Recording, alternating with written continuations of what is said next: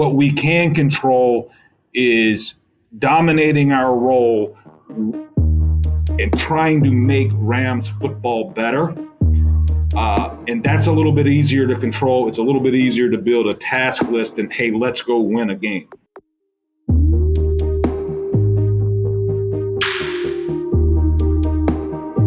Here's my first question that I remain fascinated with, and I've probably asked like 10 people. So you, of all people, would be able to answer, though. Is it possible to be great in professional sports, let's say as a GM of a team, and work somewhat normal hours? Or does everyone have to do the get there at 4 a.m., work around the clock sort of thing that coaches and GMs are notorious for?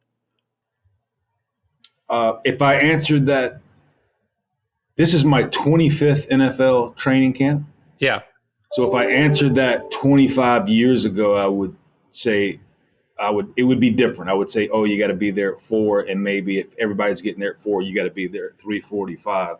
Right. I do think 10 years now into being a GM, not just entry-level job in professional sports, because of the experience that you earn, and sometimes you earn it the hard way, we can definitely intentionally manage our schedules for intentional focused work and not have to be, right, let's call it working the grind, absurd hours that really right now, right, and we're bringing in sports science to professional sports, thanks to a lot of sports overseas, and sleep's important, and there's even some, I know there is even some professional sports team, probably college teams that are actually charting the decisions, let's call it, a coaching staff makes after 9 p.m. and in their let's call it journal analytics, it does, I've been told by a few people that I'd appreciate it, that, okay, our decisions after 9 p.m. are less than our decisions maybe before then. Yeah, because it seems like sports have been relatively late to the idea. Like I have a chapter about load management in the book that I'm working on right now. It's crazy to think that Popovich basically pioneers the concept of load management, not like in the 90s, but this was like 2015 or 2012. I forget what but mid 2010s. That's when you first get a coach going like, hey, if we manage the wear and tear that we put on a player, they can play for longer. Right. So as sports have come to the idea of load management for athletes, I'm curious, do you think about it also inside the front office as well? Like, how do you reduce the grind so people make better decisions? They're healthier, happier, less likely to burn out on the job? Definitely. And like I opened the first answer, 10 years into being a GM, a lot different than 10 years ago. But definitely in my role, want to do my part in engineering an ecosystem, right, where there can be an element of balance. And with that being said, enjoy the journey. So here's what's interesting, Ryan, though. I do think to be great in professional sports and maybe even great at something for a long period of time, there probably has to be an element of obsession where maybe you don't add hours to the day, but you might delete, let's call it, big rocks in your life, right? You might have less hobbies. You might, so now your big rocks may be down to 1 to 2 to 3, hopefully at least 2, right? Where it's family and your obsession. Yeah. And then maybe a couple to 3 more after that. But even after that, those top 2 are somehow dominating, right? You're basically our pie chart. Yeah, I think that's right. In Meditations, Marcus Aurelius talks about how people who love what they do wear themselves down doing it. So like, you have to love what you do. Like I love writing. Clearly you love football. I'm always interested, whether it's Wall Street or sports, movies, where people work these insane hours. I wonder I wonder how much of that is actually the obsession and the love. How much of it is the fact that other people are doing it? You know what I mean? I feel like it's like if all the GMs suddenly said, these are the hours, if the on-field product would be visibly different to the fan. I actually don't think, but I think you're onto something, right? When you first get in it, it could be the element, right, of just social pressure. Yeah. Hey, if this successful GM is doing, I got to do it his way. And if I don't, and then I'm not as successful, and then somebody finds out, then it's going to, right, boil down, well, he's working 2 more hours a day than you. And I think we all would probably add those 2 hours more into the workday if there was a study that proved the amount of hours actually led to, right, successful results all the time. But I think when you really drill down and reverse engineer it, it's not necessarily the hours, it's probably the quality of the hours. Well, there's the law of diminishing returns, right? You get to a certain point where just because you're putting more hours in doesn't mean you're getting more results back out. Yeah, our analytics is showing that. And I think 10 years in, and even getting to age 50, it is interesting. I think of the absurd hours sometimes I could do when I was 29. And it might be you just wake up at 3:40 a.m. and you're wide awake and you go right to the office and you leave at 11. But you didn't seem to get tired, and you certainly couldn't feel like, wait a minute, my brain it is foggy right now. But at my age now, I can tell when I've gotten less than 7 hours of sleep. I wake up and I'm not firing on all cylinders, right? And I can definitely tell as it gets later in the night, like, okay, I must turn off this, and from this point forward, only do something recreational or relaxing, because I'm not productive, I'm not innovative, I'm not thinking as clearly, I'm not solving any problem or creating anything worthwhile. And it can kind of create a wicked feedback loop, right? You're working extra hard, you're working these hours. As you said, your decision-making ability goes down. So then you make bad decisions or less than ideal situations that you then have to spend the next day unfucking or resolving because you lost your temper at somebody, or you sent some email you shouldn't have, or you started messing with something that you should have left alone. And then now you can't sleep because you have to be at the office solving some problem that actually you created. Excellent wisdom. And it's interesting that my mind wandered to too. And in life, right, we're not going to come up with a game plan that we can execute daily. So I'm sure if you're starting a new business per se, and maybe you're obsessed with that business, but because you're starting something new, you're actually engineering the structure that's going to carry, right, the work, your business, workplace, whatever it is, forward. I think if any wisdom I would give then, it would be, okay, like you said, maybe this 4-day stretch when we open the doors, we're going to really be working way too long, but there's going to be an element of adrenaline there that probably carries you through. Sure. But certainly probably chunk on the other side of those 4 hours is, okay, I really truly need to get away for the weekend and recovery, relax, come back fresh, recover. And there's probably even wisdom there where if you're starting a new business, in that same analogy, you getting away as maybe the founder and leaving it to next in charge, it would be a very nice learning opportunity early in the down when probably one hiccup isn't going to bring or close the doors. Epictetus said that philosophy wasn't this dry, abstract thing. It was a thing, he said, you should be talking about, writing down, reading about, exploring with other people all the time. He said, constantly have it at hand. That's how I think about philosophy. And it's weird. For the last 5 years, every single day, I've been writing this free email about Stoic philosophy. it's been not just cool to meet all these fellow practitioners of Stoic philosophy, but in writing about it, talking about it, reading it for our podcast, I have got to internalize these ideas in a way that I never would have been able to under any other circumstances. That's the idea. Philosophy is something we're supposed to engage in, not keep in these dusty old books or read once and be done with. It's a constant process. And I think that's why the email has worked so well for the people reading about it and sharing it and talking about it, all of that as well. So I'd love to have you join us on this email. You can sign up at dailystoic.com/daily email. It's totally free, no spam. You can unsubscribe whenever you want. I've basically given away a book for free every single year for 5 years, and I'm going to keep on doing it until I drop dead. Check it out, dailystoic.com/daily email.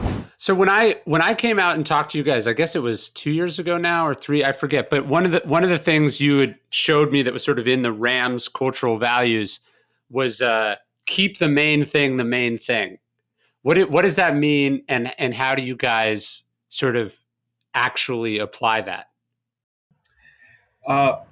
So really simply, I think what I would say, let's call it the one variable that, or the first variable is, all right, we have an organization made up of a lot of different people, and within that, each one of these individuals has an expertise, and some of those individuals are leading other experts in kind of their realm or that group's expertise, and some of the people in those groups are trying to become experts and may have other roles that help the experts. But so number one would be the first variable was, if we all come into the building and try to help the Rams improve at football, at whatever your job description is, sure,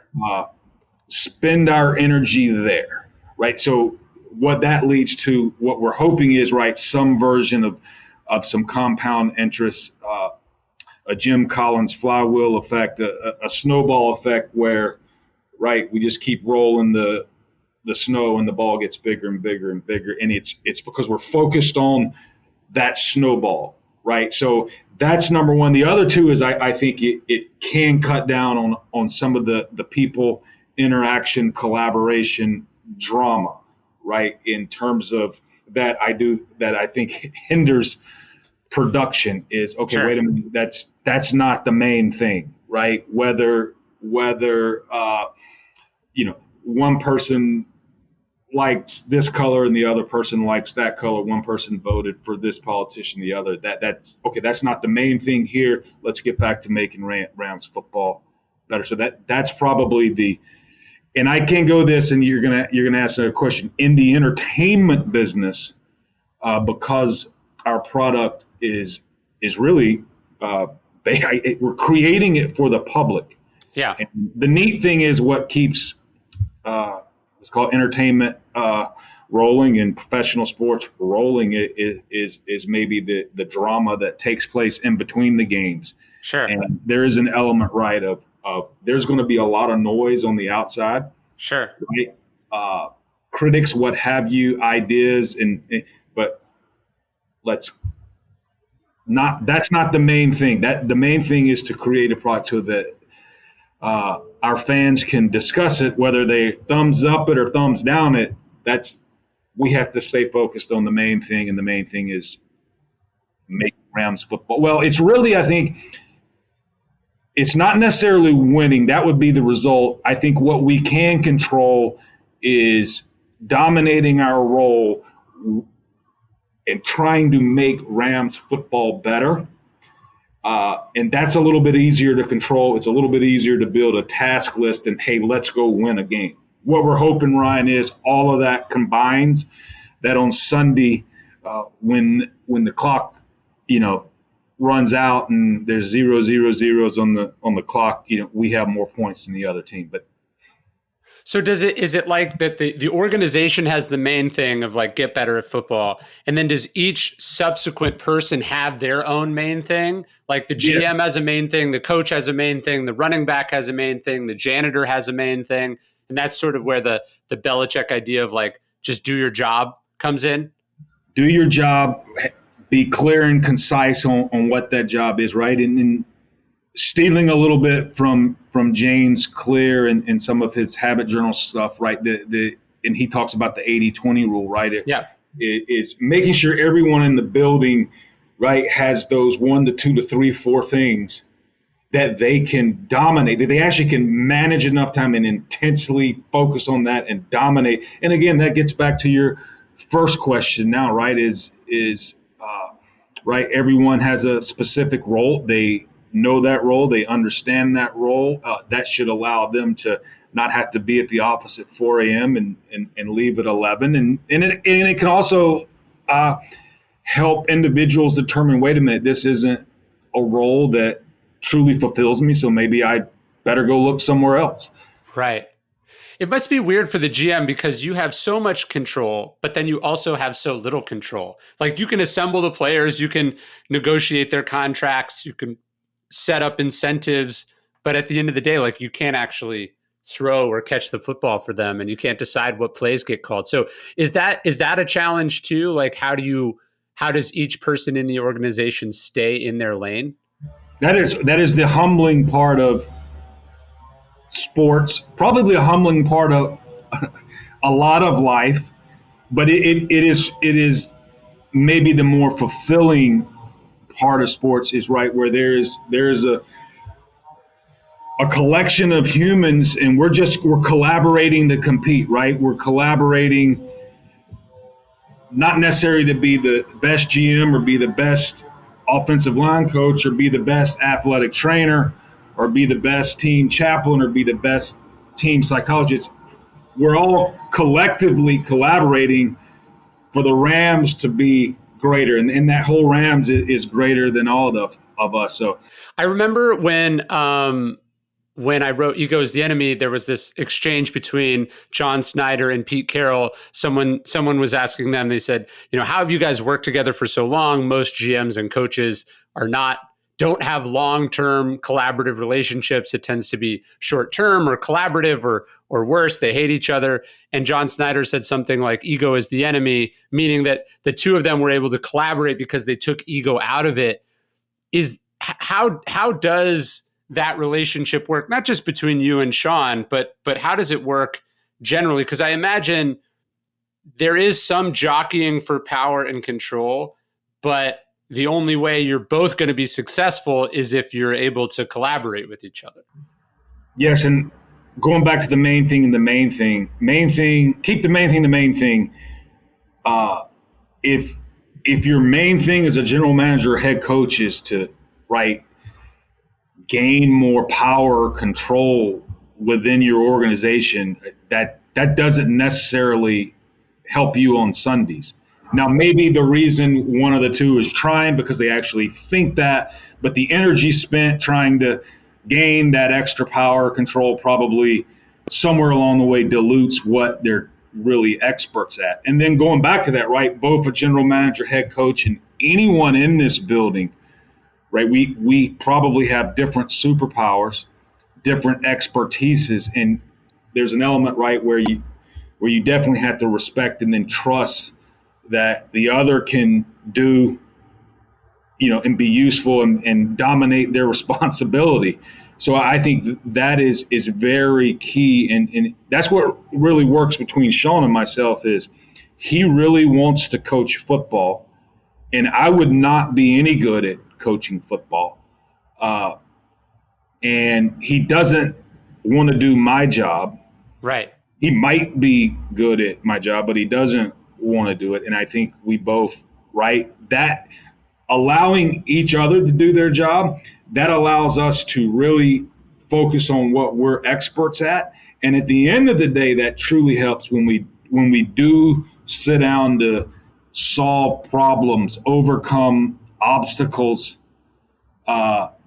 collectively, collaboratively, right, to figure out the best solution or the better innovation and things like that.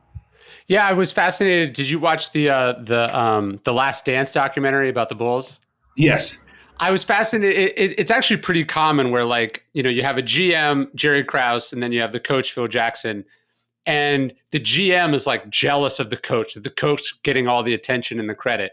And it's like, dude, you picked the job that is the least sexy and public facing, and then you're mad that you're not getting the same amount of attention as the guy who's on television every night. I'm going through this with some friends that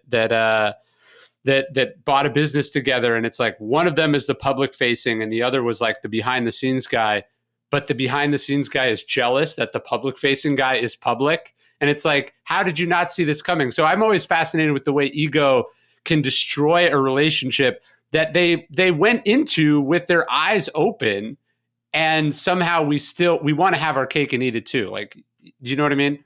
Oh, no doubt. That's probably why stillness is the key, right? So you could sit down and be still. And as I think through that, in the Bulls analogy, right, Jerry Krause wouldn't be jealous of Phil Jackson unless they were successful, right? If Phil Jackson was flopping, he wouldn't be jealous of Phil Jackson. But at the end of the day, both Phil and Jerry were hired to have a successful basketball team. And that is exactly what occurred. So I sometimes I laugh at that. I mean, we've termed them high class problems or in psychology, right?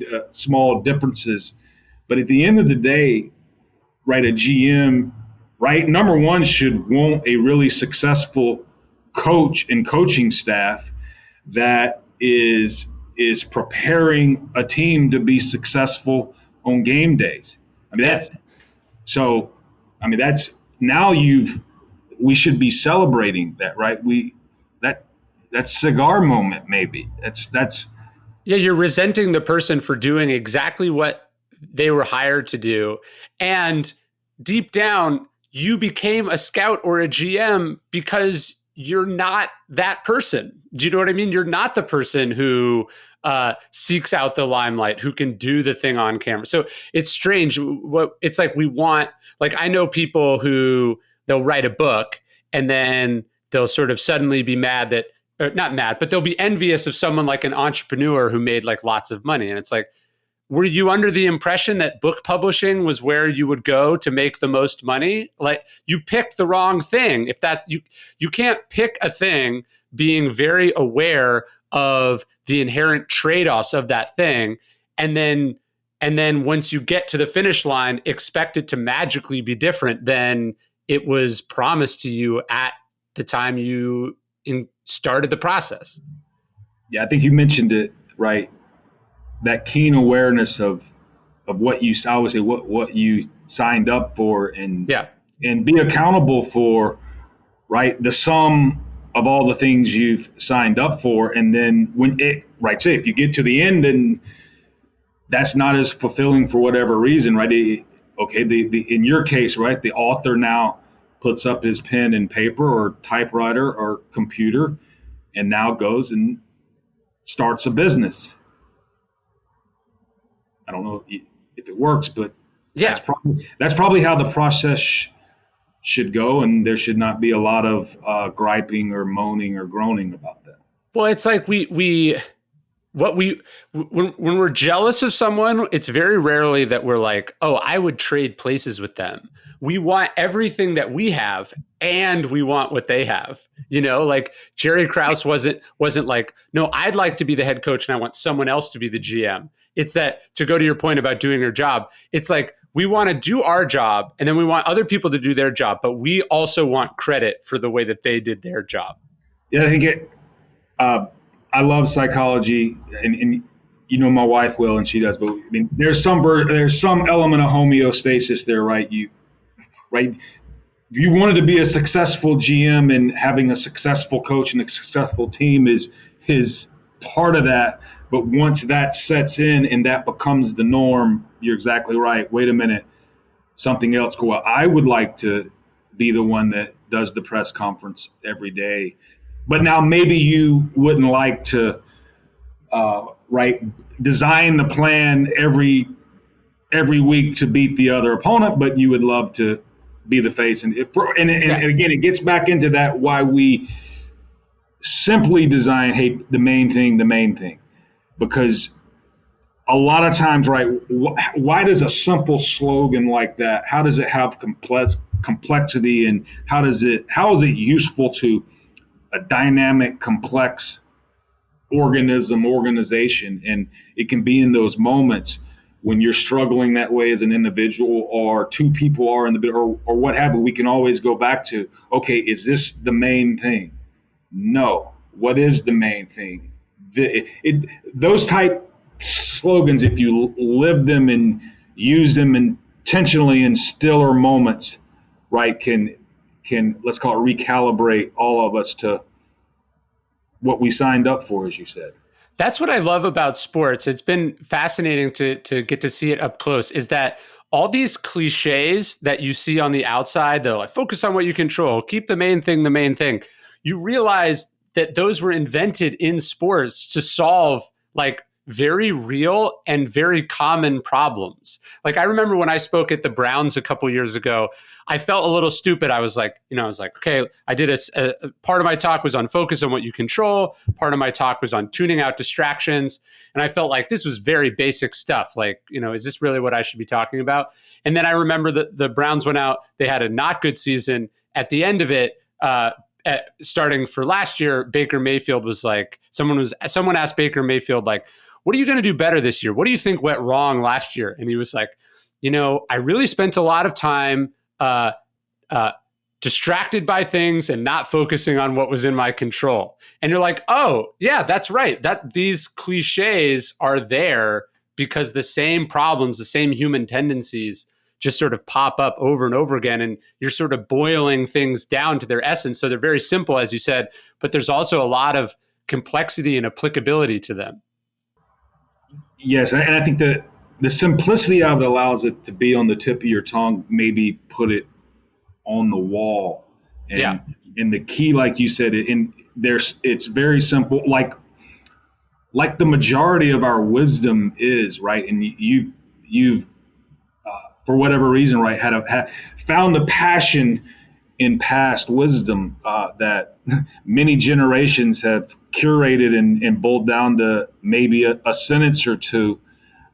And sometimes it seems common sense, but it's not necessarily common practiced because life gets so fast. But I think when things are speeding and life gets fast and whatever, having that simple, guardrail to say stay between the lines or slow down, maybe just a simple speed bump. We have to now slow down and think about. Well, simple and easy aren't the same thing. Yeah, I would. Yes, I would. It's probably harder, correct, to probably write something really simple that lasts 3 to 4 generations or longer. Well, no, what I mean is like be where your feet are. Keep the main thing. Focus on what you control. That's very simple, but it's super hard. It's like the hardest thing to do, and I imagine it's extraordinarily hard when you are worried about a 300-pound man running at full speed, trying to hurt you, or when you're negotiating a $150 million contract, or when you have 60,000 fans screaming at you. Those ideas are very simple, but applying them is very difficult in the moment. Very much. I mean, because we're discussing sports too, a lot of strategy within the game of football is again designed to take simple rules of engagement, but create this illusion of complexity. Right, if it just to stay with football, American football, offenses do a lot of motions and things are going fast. But what it's designed to do is cause the defender's brain that actually has these very simple rules, right? Like so there's 5 eligibles that can catch a football. Right, and it can be wide receivers, tight ends, or running backs. But there's 5 of them. Sometimes there's 3 wide receivers in the game. Sometimes there's only 2. But each defender, a lot of their rules are based on, okay, I have the first wide receiver, or I have the first eligible. and then I have the second eligible, and I have the third, and it usually goes, let's just call it left to right. And there's these simple rules, but when one's motioning and now he's the 4, and routes are designed, it's all designed to take simple rules and create havoc and distraction and chaos, right, to that order. But the really good teams, the really good coaches, right, they're able to teach and keep these simple principles, right, simple during the chaos and lack of order that's going on during a game and obviously life. No, that's a good analogy for life, because it's sort of like, tell the truth, be a good person, do your best. These are like things we know, we say, and then life makes things really complicated. And now it's not quite clear what your best is, or should you tell the whole truth? But there might be consequences for telling the truth, right? But there's all these reasons where those simple rules, life is trying to sort of distract you from those simple rules. But if you just stick with what you know, if you stick with what you believe, General Mattis says, know your flat ass rules and stick to them. If you just do that, you'll be fine. But the problem is almost when we overthink it, when we allow ourselves to be sort of knocked off the job we've been assigned, that's where we get into trouble.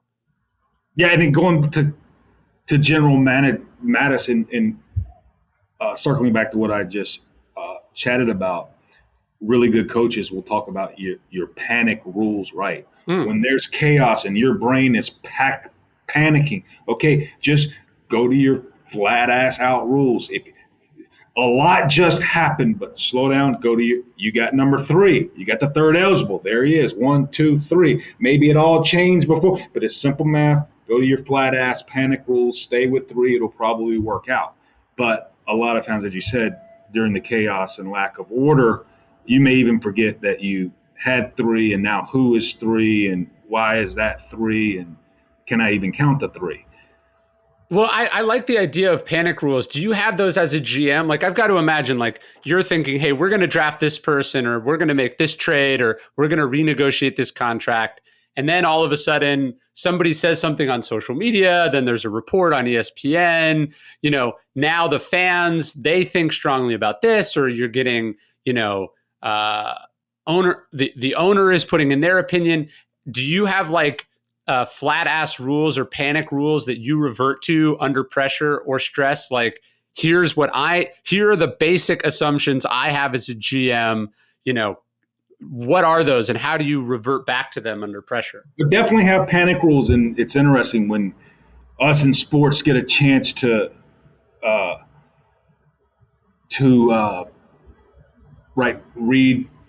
read books by people like yourselves. Those we add to those panic rules, because some of those simple rules, and the wisdom that you articulate and the examples behind them can go to the list. So there is definitely, and probably at the end of the day, somewhere along the way, keep the main thing is a panic rule. Sure. We say around here, we, not me, and sometimes that means we is greater than me, even though we're well aware that the individual, the me's that make up the we, are the heartbeat and matter, because they're people. But it can help you go back to, okay, wait a minute, we're here to do what's best for the whole. So how do we make a decision? Okay, maybe we're making a more individual decision that may set some precedents that these other individuals that are part of the we now, are disturbed by it, and it's an unintended consequence. So, and there's many of them, and one of them is when in doubt, don't act. When in doubt, think about it more, right? Because There's an element of doubt there that, okay, if we have to make the decision right now and there's more doubt than certainty, don't make it, right? Don't make the don't trade somebody under pressure, that kind of thing. And it might, and making that trade might have been the right thing to do, but we would rather have the, let's call it the fault. Is that right? We'd rather have the false negative than false positive. Yeah. So, but okay, wait a minute. Tomorrow we still have an opportunity to make that same trade. Okay, let's think about it longer. We thought there was a timeline. There's not. So you just continue, right, analyzing decisions. So there's a lot of those panic rules. No, I see what you're saying. It's like it's better that you miss out potentially on a trade than to develop the habit of making decisions that you're not 100% sure about. Right. And not that we were ever, right. Technically, probably you're never 100% sure, but I always say the certainty of the decision we're sure of than the uncertainty or the doubt of. Well, that's like that rule, like hell yes or no. Like you either really want to do it or don't do it. And that's a good rule because yes, you'll miss out on some stuff that would have been amazing. And I'm terrible at enforcing this rule, but you'll miss out on a lot of stuff. You might miss out on stuff that's amazing, but you won't drift into doing stuff that deep down you're not really sure about and you probably shouldn't do. Yes, and what's interesting, I've attributed that rule in my book, like, right, if it's not a hell yes, it's a no. Yeah. But I've attributed it to you, and I know other people have discussed it, but you've mentioned it a lot. But I wonder, right, because that may be the pain point, the PTSD that you're constantly, right, trying to get there. You're not there yet. You've probably improved a lot, but you want to continue getting there. I wonder if that what makes you great at actually getting that point across. I think I know I definitely didn't come up with the rule. I've seen it from lots of people. I think the reason I struggle with the rule is like when I think about a couple of the big decisions I made, the decision to drop out of college, the decision to leave my corporate job to become a writer, I was not sure it was the right decision. Do you know what I mean? I was like 60-40 that it would work. Even this bookstore that I opened, there were so many moments where I'm like, this is obviously a terrible idea. What am I doing? Right. And so I think if you expect everything to be clear all the time, you're probably not taking enough risks. I think that's the problem with that rule. Right. Great point. Well, what about you? Because one of the knocks on the Rams is that you guys traded away all your first round draft picks. How do you, one, I'm curious what your actual take on it, because I imagine there was a lot more strategy to it than people think. But two, how do you ignore criticism or doubts in the organization, outside the organization, maybe in your own head? Because I'm sure you see the point of view that people have there, but clearly you did it intentionally. Did it intentionally, very strategic. I think number one is 10 years in, I read a lot less. But I can tell you, Ryan, that if I do read something, right, I'm still enough to, or I've taken a lot of wisdom from you, right? I'm stoic enough, or at least intentionally practice stoicism that, okay, this comment, this tweet, this simple take, right, shouldn't disrupt or even ruffle or get my emotions high or low, depending on whether it's praise or criticism. Now, but I'm also aware that, right, why get into right, a business, let's call it the entertainment business, yeah, like I said, where a lot of the content that drives our business to be, drives NFL football to be maybe the number one, right, viewed sport and entertainment entity right now is again the drama that the speculation. Don't get into this business if and you're also aware that, right, good television is probably debate. Someone has to take the side that the Rams are doing, cool things or not, right? And somebody has to take the side that they're not, and they got to banter about it, and it's fun, and it's like, so you got to be aware of that, like you said, and that is just noise. That's part of it, and that's actually a good thing for the business. But what it shouldn't do, right, is derail you, like all of a sudden what someone says is now getting you to, if it does get you to doubt what you're doing, you probably, the process was a little bit flawed, and you can learn from it. But here's simply put too, we've given up our first round draft pick. I say this strategically. There's many ways to use draft capital. It doesn't necessarily have to be using it on a draft pick. If you're picking 15th in the draft, you don't have to use it on the 15th player. You can move it. You can move back and use it on the 22nd player and add more picks. So strategically, we've given up a lot of first round picks, but over the last 3 to 4 years, we're not number one, but we're probably top 5 in actually number of draft picks made over that 3 to 4 years, right? So we're doing other things strategically, intentionally, to collect more draft capital so that we can add more young players, but we're determining to use that really valued resource on some known commodities, known players, and it's only because we're aware of the window we're in. If we were building something, it would probably not suit us to go out and get a veteran in his prime to come maybe help us get to 6-10, to 7-9, to 8-8, to 9-7. I'll say, right. So what I do know is though that's a very simple take, and it gathers attention, and it should be discussed. It's something fun to discuss. We're doing things differently than maybe others or than that's ever been done in the past, just as many other teams are doing. But there's definitely probably more boring, nuanced that doesn't make the headlines or doesn't make Twitter or TikTok that's behind it all. Well, and I would imagine the fact that it is controversial is at least some evidence that it's cutting edge or counter programming. If you were doing what every other team was doing, that's probably because it's safe and conventional. The fact that some people don't see the merit in it is at least a possible sign that you might be getting value that other people are not getting.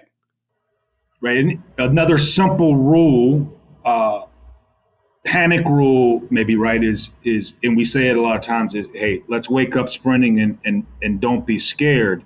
And waking up sprinting doesn't necessarily mean waking up early and sprinting till 11. But the sprinting part comes up. Hey, when we wake up, know that we're in a league with 32 teams. We're either on top or chasing. And at the end of the day, right, we're going to have to get an edge. We can't do, like you said, what everybody else is doing, because people can watch the film or people can copy what everybody's doing. So there has to be this element that all of us take that we bet on to give us an edge, but maybe unproven. Yeah, remember Peter Thiel, who we met at that thing in Malibu together. His line, which I think about a lot, he says, "Competition is for losers." So obviously, sports is competition, but his point is, if you're all competing for who gets the number one draft pick, then somebody loses that competition, right? But if you are trying to go after the things that nobody else is thinking about or that nobody else wants, you're going to win because you have a monopoly. You're the only one scrounging through the trash pile looking for the stuff that everyone else has written off. Exactly right. And he nailed it. And right, I don't think any of us would get in professional sports, right, if this was real business, real life, you wouldn't suggest your investor get into something where there's only, there's 32 chasing one thing, and every year, right, every year one company makes it and 31 goes out of business per se. Peter would go, okay, I'm not investing. That's bad business. Yes, and obviously he hasn't done that to be where he is. So, but you're awesome how we can use that rule, not necessarily for like what type of business you're going to start or problem you're going to try to solve, right? But to also use that rule within the processes that we can control. I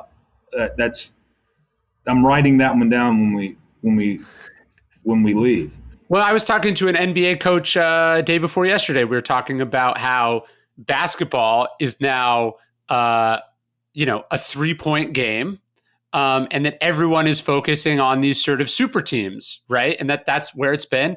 And yet, when you look at the two teams in the NBA Finals this year, they were the closest to an older style complete basketball team. They had they're what obviously Giannis is a a superstar, but the Suns especially are much closer to like the kind of basketball that I grew up with, as opposed to like the game that the Warriors play or the Nets play. And so there's this kind of, I think Mark Twain said, when you're on the side of the majority, pause and reflect. You always want to see what everyone else is doing, and then you want to see, how can I not do the opposite of that, but how can I question some of the assumptions in that and find unexpected value? Beautifully said. I mean, and right, that could go on forever, right? If every team's looking for really good 3-point shooters, and then there's only so many on them, and everyone collects them, you may want that, you may have that vision, it works, but can you actually acquire that, and then to say, wait a minute, there's another way, right, to be successful in basketball. And I think about that in our game of football. So many years ago, let's take college football, the spread offense where, right, there's a quarterback in the shotgun and there's 5 wide receivers. I mean, the eligibles are split out. Maybe there's 4 split out and there's 1 running back. But this whole spread game, teams that actually started that, right, were maybe high school teams that were outmanned, right? They were in a school district where mom and dad didn't produce the athletes that the other school districts did. So they spread everything out to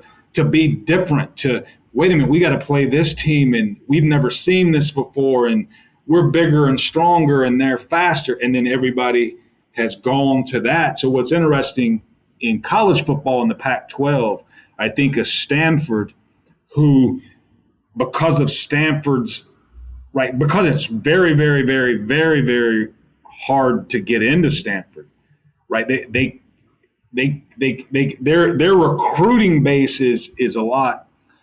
The pool is a lot smaller than most teams, but what they ended up doing, right? Everybody's spread out, and when you spread out, you want to be faster, quicker. That means you have smaller players, right? There's only so many people who are large who are also fast and quick. So they went the totally opposite because their recruiting base was, right, smaller to begin with based on the academic, but they went large, big, and strong, and then they went old school football, no spread, and just run right at you. So, and they've been very successful and competitive because, hey, we're playing these smaller teams that are built to stop, right, the spread. It's just like in basketball, built to stop 3-pointers, but all of a sudden there's this big center who's the strongest player in the NBA, and I remember reading, I'm like, wow, okay, I get his game where he has, they called it as more, the last time we've seen someone score as many points off of layups, and layups not, your layup line in basketball, but basically probably taking a step to the basket and banking it, was Shaquille O'Neal. So they were able to, yes, Giannis. So, right, everybody's built for speed and quickness, but wait a minute, how do we get in front of that locomotive? Yeah, it's have you S.C. Gwynn, who wrote Empire of the Summer Moon, one of the greatest nonfiction books I think of all time. I've had him on the podcast. But did you read his book, The Perfect Pass? I did not. So he wrote this book, and I never thought about it, but like it basically talks about the invention of the passing game in football, that like somebody invented that. Like, obviously you've always been able to throw the football, but for like the first 50 years of the game of football, it was basically entirely a running game with the occasional throw.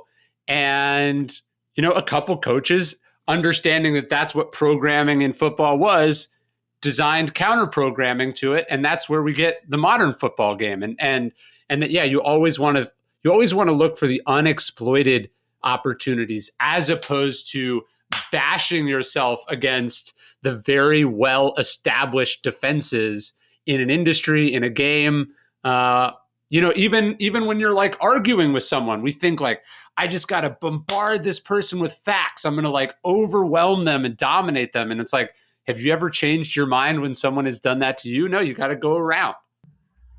And as we know, this is why these fast and simple rules, when we slow down and we're still, can be very effective. Is right. You think how tough it is to actually, right, move forward and execute something differently.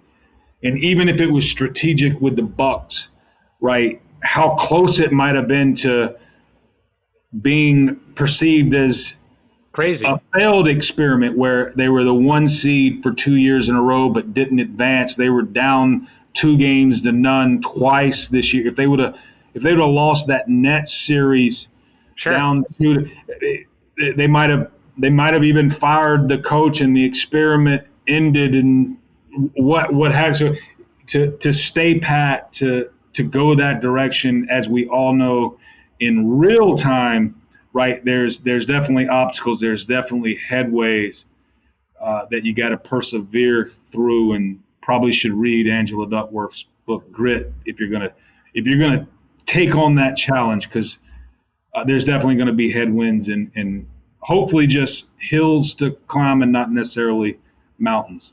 Well, that must have been part of your experience, right? So you get all the way to a Super Bowl, and you guys got there really fast, and then it doesn't go your way. One, how does it feel to lose a Super Bowl? How do you handle something like that? And then 2, how do you not overcorrect? That must be the real dangerous thing, right? Is like, it clearly, if the game had just gone slightly in a different direction, everyone would be celebrating you. So how do you not overcorrect in the face of something like that? Yeah, the very tough to get over a Super Bowl loss. There's probably 2 factors in that. Normally in sports, you have a next game that just automatically, right? Even if your fandom is not over it, you have to get over it quick because you got a next right enemy that's coming in. The Super Bowl, right, because of the magnitude of the game, or right, how the odds of actually getting to the game. I think about it when I watch these Olympians, right? It's like they got one shot for the gold, and if you come up with the bronze or silver, and you feel at the end of the day, when you're probably telling stories in retirement, winning a silver medal is probably going to be a peak moment in your life. But in that moment, because you had a chance for the gold, the silver seems like the worst thing to happen. So it's a very tough. And then you got to wait 4 years to do it again. Right, because you just don't know when you're getting back. And you're exactly right. We do this in life and sports a lot, right? Overcorrect from the last game. But if an organization got to the Super Bowl, they did a lot of things right. So there's probably less tweaking that needs to be done. So you definitely want to use that as a guardrail to go, okay, wait a minute, just because let's say we were really good at something the whole year and it actually got us to the Super Bowl, and then in the Super Bowl we didn't execute that well, or maybe the enemy defended it a little better, or what have you, right? You got to sit down and go, wait a minute, is this still what we do better? Is this still, right, the best way for us to approach our strategy? And right, the data says you're successful more times than not. So, and the last thing I can say, and this is probably pre-Super Bowl, in sports, ownership really matters. And I give our ownership credit, because at the end of the day, and take losing the Super Bowl out of it, just for myself, right, for our owner and our team president to allow me to continue being GM, because we began the build, but you didn't have the fruits necessary, and we made a coaching change, but they elected to keep myself. But in keeping myself could be good or bad. The good part of that would be you're able to have this wisdom and experience that no one else would have, like, hey, wait a minute, we should tweak that, not this, or at least have those thoughts, and the ownership not, let's call it, overreacting to emotional losses or seasons, and allowing right, allowing continuity to occur and hoping, or with the bet that continuity actually provides wisdom that helps us keep climbing. Well, Stan Kroenke seems to be a bit of an even keel kind of a guy. He seems like he's a difficult guy to rattle. Yeah, I know you've met him, but boy, I know he likes reading some of the Stoic philosophy. But whether he reads your Stoic philosophy, reads any at all, he is definitely born Stoic. Or if he wasn't born Stoic, he does a heck of a job intentionally practicing. And I think that really helps him in his,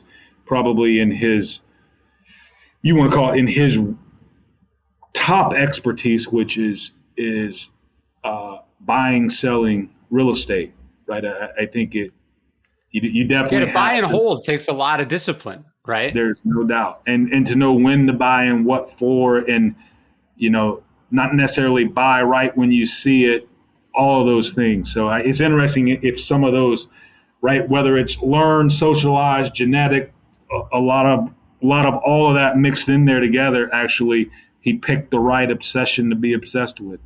I remember a couple years ago, I had a meeting at the Montage in Beverly Hills, and I was leaving. I was getting in the Uber, and the valet was like, "Hey, are you Ryan Holiday?" It's very unusual that authors get recognized, and I was like, "I was. How do you know?" And he was like, "Very weird story, but Stan Kroenke came here a few months ago, and I asked him for a book recommendation." This is what the valet was telling me, and he was like, and he recommended that I read Marcus Aurelius, which I did, and that was how the valet had found my books. So he is definitely a student of the Stoics, and he does seem to.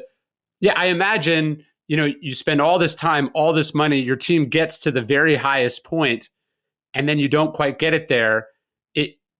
There would be the out of anger or frustration or desire to shake things up. I could see where you're like, we got to change everything, but yeah, if your business is buying and holding real estate, that idea of sticking with percentages, if you take a shot that you're going to hit 70% of the time and you miss it, your instinct is to get mad at yourself, but that was actually the exact shot you should have taken.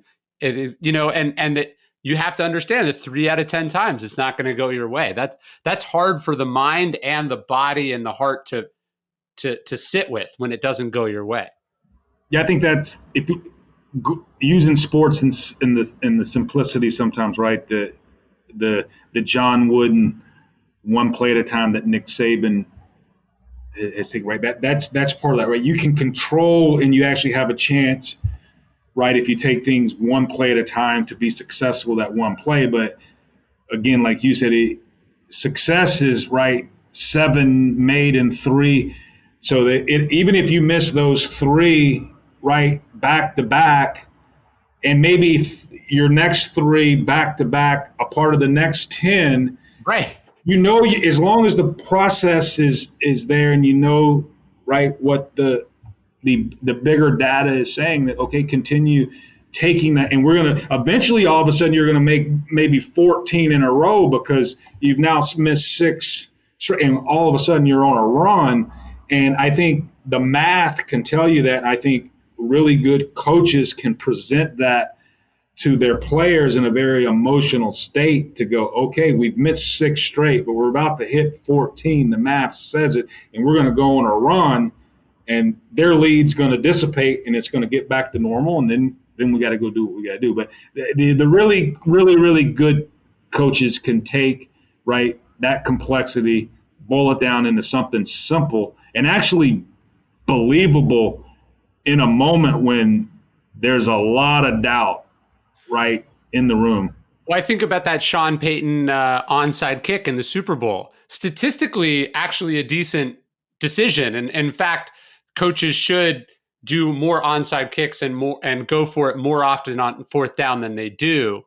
But when you have 70 million people watching, taking a thing that is going to work out in your favor 6 out of 10 times or 4 out of 10 times, that takes some stones. You know what I mean? You have to be willing to sit with, if that doesn't work, people are going to call you a lot of names. Oh, you're in those type moments, right, when the outcome, the magnitude of the outcome is it weighs more than normal, right? And that's what makes sports. And it that made me think, going back to, right, 7 out of 10, they were playing Peyton Manning, and I have not done the analytics at all, but I do know Peyton Manning is one of the best quarterbacks in football. He's one of the more cerebral at that point. I wonder if they actually had data that goes, okay, we just went in the locker room at halftime. Peyton Manning coming out of halftime, if he gets the ball, they have a 80% chance of scoring a touch, a field goal, a 72% scoring a touch, because they made adjustments. So and they've learned what you're doing. They've learned how do they change yours? So and he's like, hey, we're gonna, whether we pin him deep or not, the analytics say he's scoring anyway. So let's shake things up. Let's shake things up, and if we steal that possession, right, we've given ourselves a chance, rather than kicking off and now maybe Peyton making what was maybe a small lead or tie game, a bigger lead for them or what have you. So but it's those coaches being able to use that intelligence that sometimes isn't thought about by the world that's going to react on Twitter. I don't think Twitter was rolling in that particular Super Bowl. Yeah. But could you have imagined Twitter right after that onside kick? And maybe there was Twitter then, and maybe that's what made Twitter big. Like after that onside kick, we need to put that energy somewhere. Yes. All right, last question for you, because this is something I'm writing about right now. Tyler Cowen, who I love, from Marginal Revolution, he talks about this. He says, like a musician, to get better, a musician practices their scales, right? You practice the scales. You just over and over again, you go through the motions. This is how you get better. He thinks about, how do other professions get better, right? And I was thinking about the idea of practice. Like, it's obvious what how a football team practices to get better at football, right? Quarterback, how they practice to get better. Running back, how they practice to get better. How do you think about getting better at what you do? Because what you do it's not so obvious, right? You can't, what do? Do you play fantasy sports? Like, how do you get better at being a GM other than just learning on the job? Well, I think the first thing you got to do is put, right, all your decisions and bucket them, right? This was a trade decision. This was actually an evaluation of amateur decision, college draft, right? This was a staffing, bigger picture staffing decision, right? You got to bucket your decisions first, and then I like to weigh them as well. Like if I get a C in all these decisions, it really means it doesn't affect us one way. It doesn't affect the main thing. So let's not let that clutter, right, our focus and intensity, and get to, right, these decisions right here weigh a lot. They're very crucial. Okay, which ones am I actually good at or not?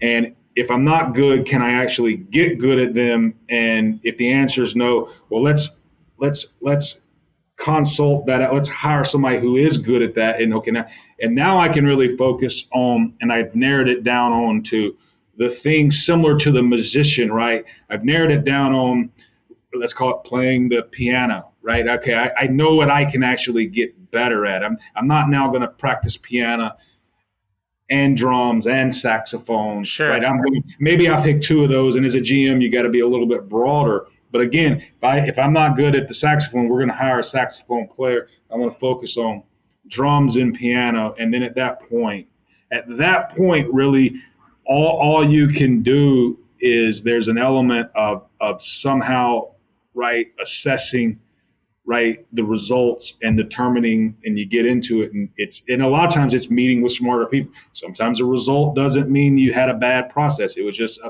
bad luck, things like that. So, hey, learning how to analyze decisions, learning how to practice, like you said earlier, it's not necessarily right. It's not as cut and dry as and I do believe I could probably practice shooting free throws right now at age 50 every day and some improve my percentage of 100 shots, right? But okay, that's not helping me. Basketball's passed me by, and it's just a hobby. But sometimes GMing it is less cut and dry. But within that, it might be, wait a minute, we missed on these draft picks. They didn't work out like we thought they would.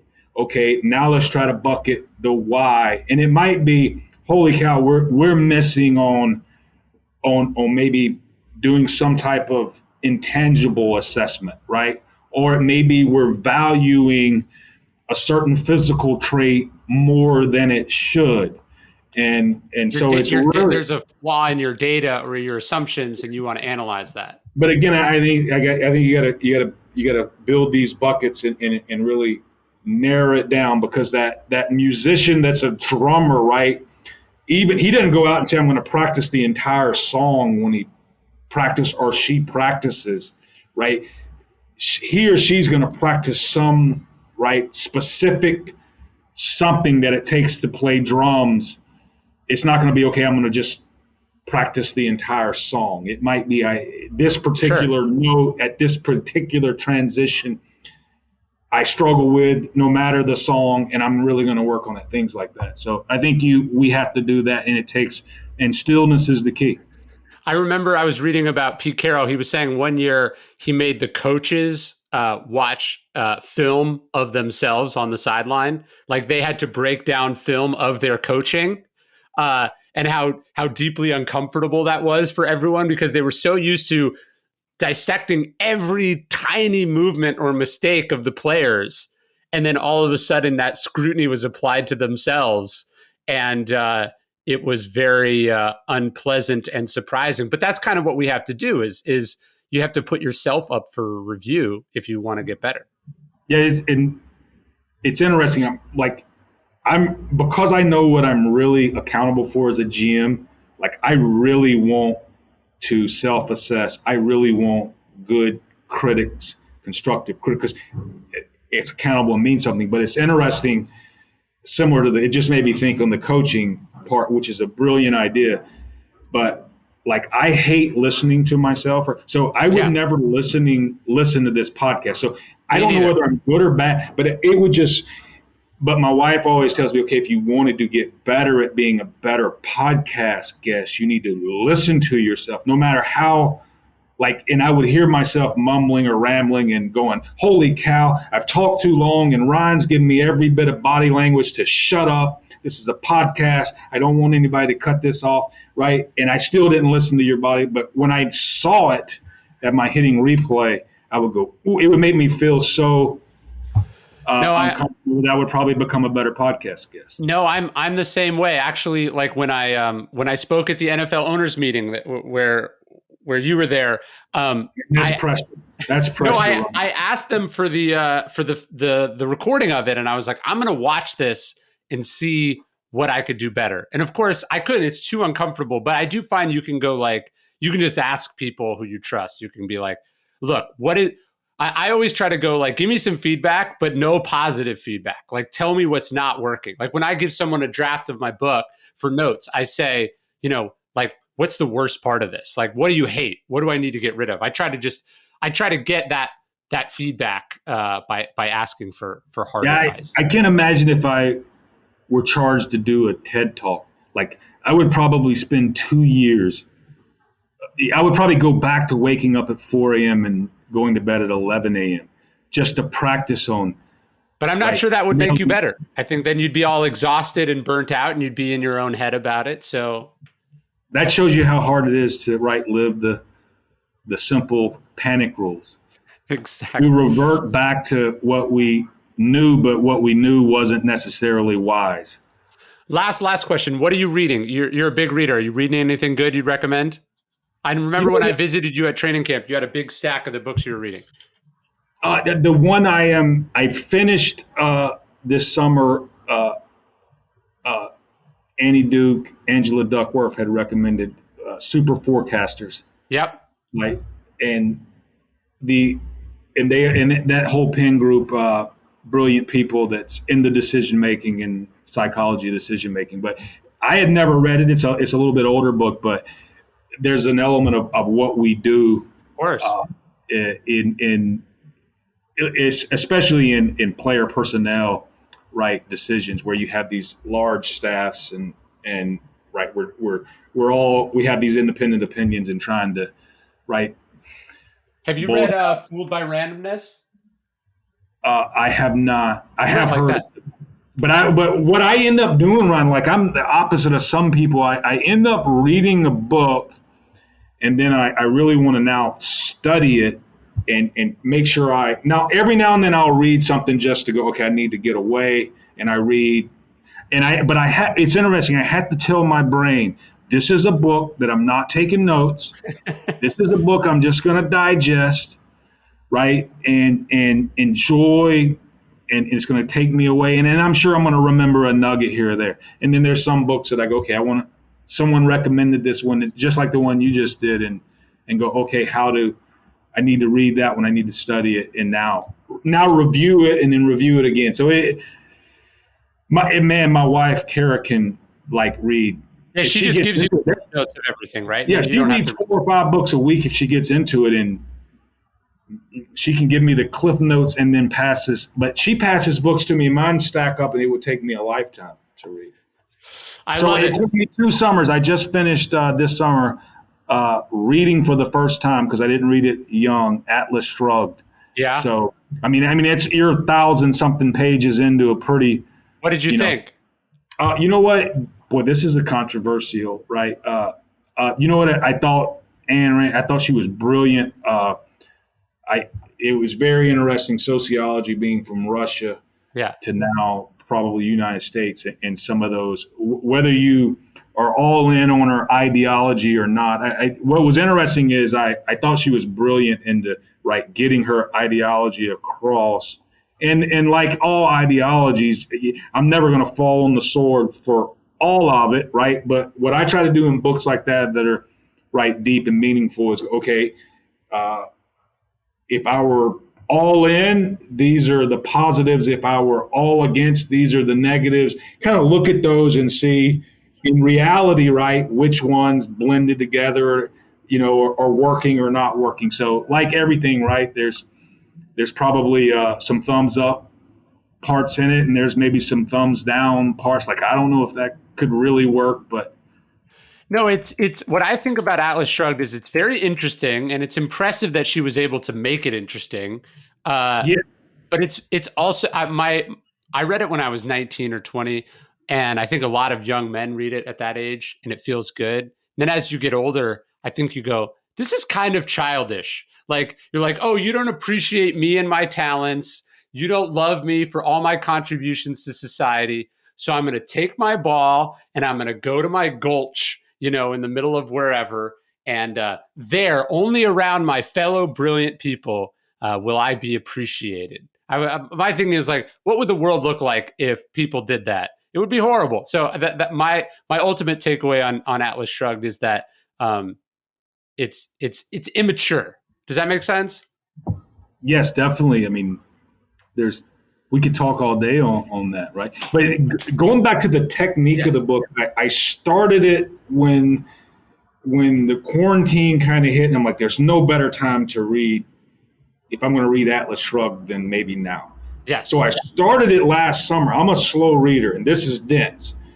And then I came back and finished it this summer. But what was fascinating is for her to set up all those characters, and I guess it was interesting enough for me to stay with it. Sure. But then in the second half, when it really went to rolling and there was action, and now the people are preaching the ideology and you're figuring it all out, you're like, how did I get through that first part where she like I really know Dagny now. I mean, I feel like Dagny's my sister. Like, I know her. But it took a long time to get to know her, which I don't know if you could pull off a book that dense in let's call it modern Gen Z millennial. That's right. ADD times. I that's what I kept going back to. Could this book be successful today?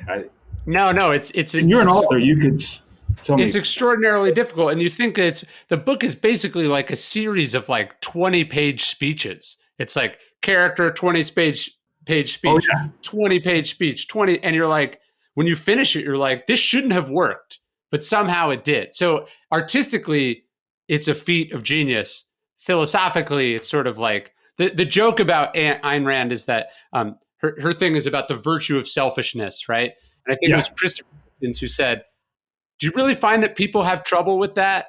You know, like, have you ever met anyone who wasn't selfish enough? And I think that's where it falls short. It's sort of addressing a problem that doesn't actually exist. No doubt. Les, this was amazing. I can't wait to see you again soon. And yeah, we'll do this again. Looking forward to it. I enjoyed it. Talk soon.